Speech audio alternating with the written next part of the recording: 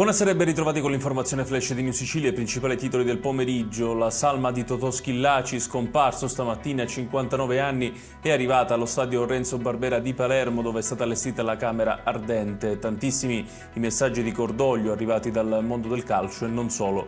I funerali saranno venerdì mattina.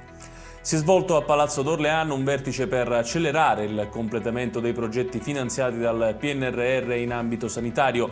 La Sicilia ha ricevuto 638 milioni di euro per realizzare 260 interventi infrastrutturali e 471 progetti di innovazione e digitalizzazione del sistema sanitario.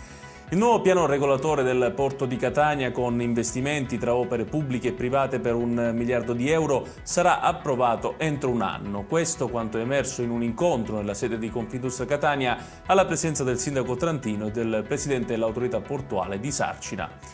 Cresce in altezza il cratere voragine dell'Etna. Con il materiale lavico accumulato con le ultime eruzioni, l'orlo orientale ha superato quota 3.400 metri d'altezza sul livello del mare. E chiudiamo con il meteo. Ancora tempo instabile previsto nella giornata di domani in Sicilia. In mattinata cieli sereni o poco nuvolosi, ma nel pomeriggio invece sono previsti diversi rovesci. Allerta gialla su tutto il territorio regionale diramata dalla Protezione Civile. Ed è tutto per questa edizione. Tutti i dettagli su queste notizie li trovate come sempre sul nostro sito www.newsicilia.it. Grazie per averci seguiti e arrivederci.